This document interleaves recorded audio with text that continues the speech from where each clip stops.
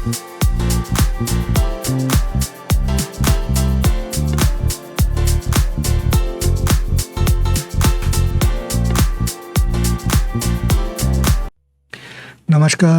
असीम आर्यावर्त में आपका स्वागत है। मेरा नाम है गौरव और आपके सामने मैं 3 महत्वपूर्ण समाचार रखूंगा जो अलग अलग फील्ड के हैं लेकिन उतना ही महत्व रखते हैं। तो सबसे पहले हम अपने वीरों के ही बारे में बात करेंगे जो कि जम्मू कश्मीर से ये समाचार मिल रहे हैं। तो यहाँ पे बात आती है कि हमारे 3 शूरवीर जो हैं वो वीरगति को प्राप्त हुए हैं, जिसमें आप देख सकते हैं कि कर्नल मनप्रीत सिंह, मेजर आशीष धुनाक और डीएसपी हुमायूं भट्ट, ये तीनों जम्मू कश्मीर के इलाके अनंतनाग में स्थापित थे और इन तीनों ने फिर अपने प्राण को न्यौछावर कर दिया इस देश की सेवा में।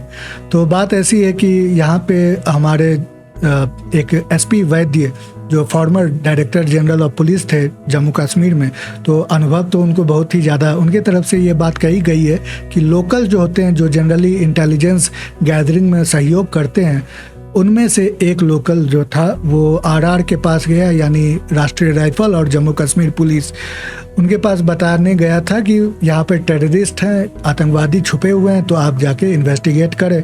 तो बात ऐसी है कि ये भारतीय सेना का ट्रेडिशन है, शायद ही किसी देश में और किसी देश में ऐसा पाया जाता होगा कि हमारे बड़े बड़े ऑफिसर्स, शूरवीर ऑफिसर्स, वो स्वयं ही जाते हैं फील्ड इन्वेस्टिगेशन करने।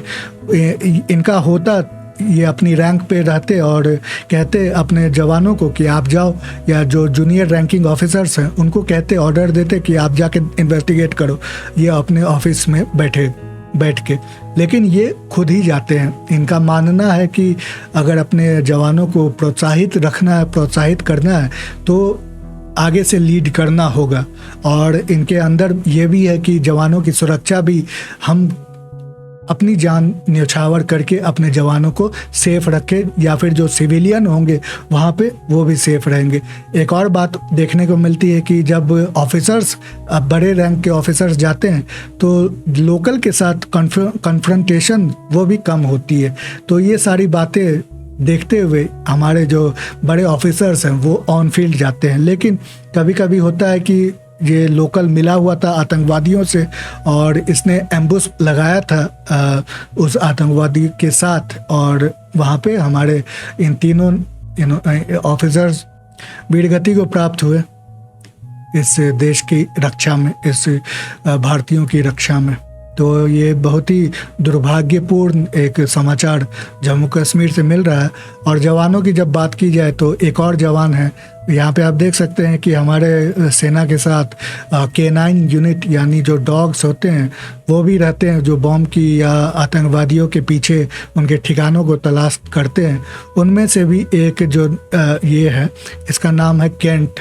ये 6 साल की एक फीमेल डॉग है और ये कार्यरत थी उसी तरह जैसे आम और भी जो dog search and rescue operations में होते हैं, और इसने भी अपने जान को न्यौछावर कर दिया सेवा में, हमारी आर्मी, हमारे भारत देश की सेवा में।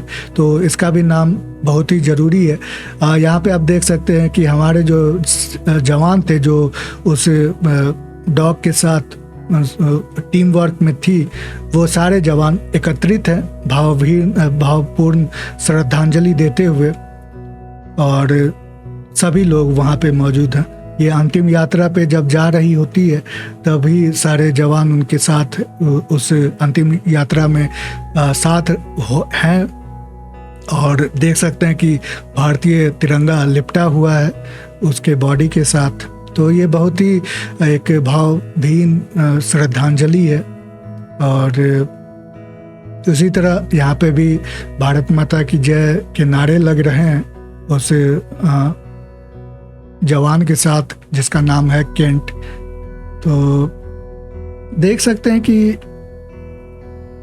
इतने मुश्किल हालात में भी हमारे जवान किस तरह से डट के मुकाबला करते हैं, इम्पॉसिबल को पॉसिबल बनाते हैं। अब लोगों का कहना होता है कभी कभी कि इजराइल से हम क्यों नहीं सीखते, इजराइल कितना अच्छा ऑपरेशन एग्जीक्यूट करता है। सबसे पहली बात है कि भारत और इजराइल में कोई मुकाबला है नहीं। हमारा जो टेरेन है वो इतना डिफ़िकल्ट है। एक तो पहाड़ी इलाका, वो भी हिमालय जैसी ऊंची पहाड़, और उसके ऊपर उसमें इतने घने जंगल, और उसके साथ ही जब मौसम इस तरह का हो जहाँ पे मौसमी जो नदियाँ बहना शुरू कर दे, और जब पहाड़ में होता है तो टॉप पे अगर कोई दुश्मन बैठा हो तो उसको एडवांटेज होता है कि जो नीचे से कोई जवान ऊपर जाता है तो वो आराम से देख सकता है। तो ये सारा प्रॉब्लम है। दूसरी बात है, इजराइल और पैलेस्टीन और पाकिस्तान का भी कोई मुकाबला नहीं। पैलेस्टीन तो कुछ भी नहीं है पाकिस्तान के सामने। पाकिस्तान जो है वो जो इस तरह के आतंकवादियों को इक्विप करके भेजता है, नाइट गॉगल्स हुआ या किसी और पाकिस्तान के अपने जवान भी वो आतंकवादी के रूप में इधर भेजे जाते हैं। तो बहुत ही ज़्यादा एक कठिन यहाँ पे सिचुएशन है, फिर भी हमारे जवान डट के मुकाबला करते हैं। तो लोगों को कहना आसान होता है कि आप टेक्नोलॉजी का यूज करें तो वो यूज करें तो ये यूज करें, ऐसी बात नहीं है।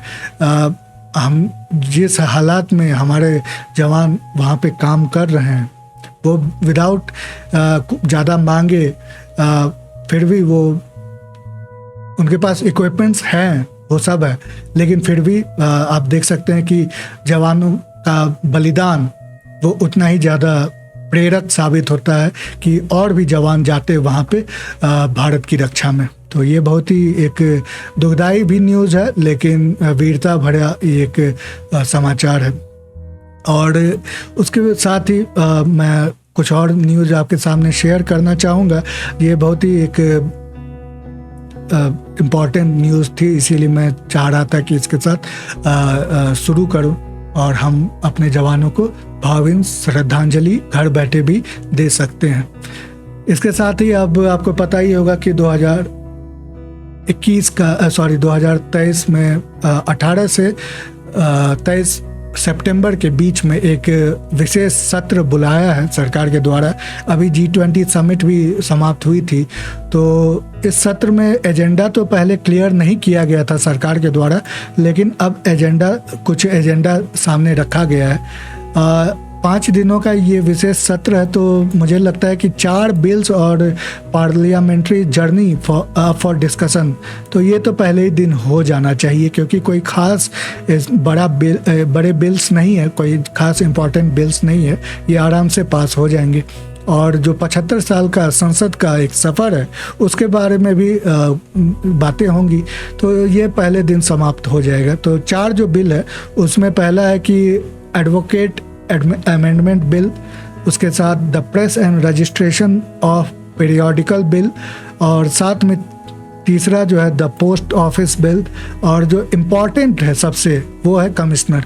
तो चारों में सबसे इम्पॉर्टेंट जो बिल है वो इलेक्शन कमीशन को लेके है, उनके अपॉइंटमेंट को लेके है। तो अभी हाल ही में सुप्रीम कोर्ट ने एक कानून में बदलाव कर दिया। जो पहले कानून हुआ करता था चीफ जस्टिस मैं भूल रहा हूँ, इलेक्शन कमीशन के चीफ को इलेक्ट करने के लिए, तो उसमें होता था कि सरकार अपनी तरफ से ही इलेक्शन चीफ को अपॉइंट कर देती थी, लेकिन सुप्रीम कोर्ट ने उसको बदल दिया है और उसमें कहा है कि CJI यानी चीफ जस्टिस ऑफ इंडिया, प्रधानमंत्री और अपोजिशन के जो लीडर होंगे उनके द्वारा कमेटी जो होगी वो फैसला करेगी कि कौन सा चीफ अपॉइंट होगा। लेकिन इसको सरकार ने फिर से बदल दिया है, बदलने की बात की जा रही है, तो अभी बिल आना है, कानून बनेगा इसके बाद। तो उसमें से चीफ जस्टिस को हटा दिया गया है, उसमें प्रधानमंत्री रहेंगे, फिर न्यायपालिका को यहाँ पे दखल नहीं देना है, ये बात सरकार की तरफ से की गई है। और उसमें प्रधानमंत्री के साथ कानून मंत्री और जो विपक्ष के नेता हैं वो रहेंगे, तो ये तीनों का अब अपना कमेटी रहेगा। साथ में एक और बात की गई है कि वो तो 75 साल की जर्नी की तो बात हो गई, लेकिन कंटेंशियस CEC बिल, इसमें एक और बात की गई है कि पहले होता था कि सेक्रेटरी, जो कैबिनेट सेक्रेटरी के रैंक के ऑफिसर्स होते थे, वो एक लिस्ट तैयार करते थे कि किसको किसको जो चीफ बन सकते हैं, चीफ अपॉइंट किए जा सकते हैं, कैंडिडेट चुनना होता था जिनका इलेक्शन के साथ कुछ अनुभव है। लेकिन उस बिल में भी अब बदलाव किए गए हैं, जिसमें कोई भी सरकार की तरफ से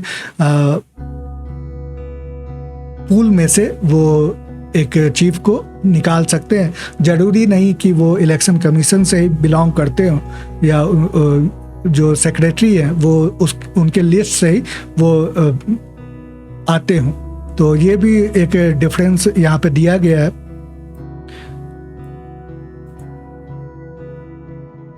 तो इसीलिए ये बिल ज़्यादा इम्पॉर्टेंट है।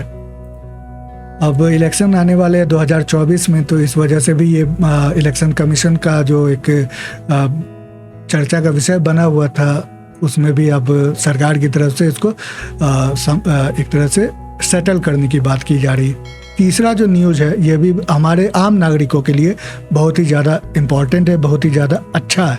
तो यहाँ पे आरबीआई द्वारा फैसला लिया गया है, जो रिजर्व बैंक ऑफ इंडिया है, कि आपका जो होम लोन जब आप ख़त्म कर देते हैं, उसको चुका देते हैं, तो उसके बाद बैंक की तरफ से जो डॉक्यूमेंट्स होते हैं, जो आपने एक तरह से गिरवी रखा हुआ होता है, वो बैंक आपको तुरंत लौटाए 1 महीने के अंदर।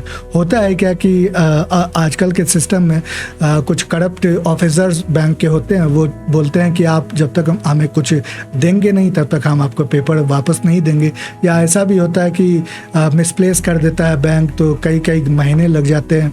अगर बैंक ने उसको कहीं गुम कर दिया, कहीं खो दिया, तो फिर आपको ही फिर से नया डॉक्यूमेंट बनाना पड़ता है, फिर से आपको सरकारी जो ऑफिसेज होते हैं, दफ्तर होते हैं, उसके चक्कर लगाने पड़ते हैं। तो इन सभी के ऊपर भारतीय रिजर्व बैंक जो है वो एक गाइडलाइन तैयार की है, जिसमें आदेश दिया गया है कि 30 दिन के अंदर ही बैंक को जो पेपर हैं वो वापस करने होंगे। अगर नहीं किया 30 दिन के अंदर, तो अगले दिन से फिर 5,000 जो है वो बैंक पे फ़ाइन लगना शुरू हो जाएगा, और वो फ़ाइन लगता रहेगा जब तक बैंक वो पेपर्स वो लौटाए नहीं। उसके साथ ही अगर प्रॉपर्टी के पेपर्स बैंक ने कहीं खो दिए या उसको किसी तरह से हानि पहुंचाई है, तो वो फिर से बैंक को ही उसको ठीक करवाना होगा। बैंक को ही नया फ्रेश पेपर अगर होता है तो वो पेपर ग्राहक को देना होगा। ऐसा नहीं है कि ग्राहक को फिर सरकारी दफ्तर के चक्कर लगाने होंगे, ये बैंक को करना होगा। तो ये भी बहुत ही महत्वपूर्ण है। तीसरा ये है कि जिस ब्रांच में डॉक्यूमेंट रखे गए हैं उसी ब्रांच में डॉक्यूमेंट्स रहेंगे, और किसी भी ब्रांच से ग्राहक चाहता है तो वो ले सकता है पेपर। वो बैंक फिर अपने उसको वहाँ जिस भी ब्रांच से पेपर होगा उसको वहाँ से निकाल के जिस ब्रांच में ग्राहक मंगवा रहा है पेपर वो वहाँ पे देना होगा। लेकिन जब लोन जहाँ पे मिला होगा तो उसी ब्रांच में पेपर भी रखने होंगे। पहले होता था कि बैंक सेफ्टी के लिए किसी और ब्रांच में भी रख सकती थी पेपर। तो ये सारी चीज़ें हैं जो आरबीआई की तरफ से कहे गए हैं और बहुत ही बेनिफिशियल है आम नागरिकों के लिए। तो ये 3 बहुत ही महत्वपूर्ण समाचार थे आपके सामने जो मैंने रखे हैं। आप अपने विचार मेरे कमेंट सेक्शन में ज़रूर मुझे बताएं। साथ में फेसबुक और एक्स पे भी मेरे साथ जुड़ सकते हैं, वहाँ पे भी आप मेरे से बात कर सकते हैं। और फिर से मैं रिक्वेस्ट करूंगा कि चैनल को सब्सक्राइब करें, वीडियो को लाइक करें, बेल आइकन को जरूर प्रेस कर दें, ताकि जब भी मैं कोई नया वीडियो अपलोड करूं आपको नोटिफिकेशन मिलती रहे। अभी के लिए इतना ही, अगली बार फिर मिलते हैं, तब तक के लिए नमस्ते, जय हिंद।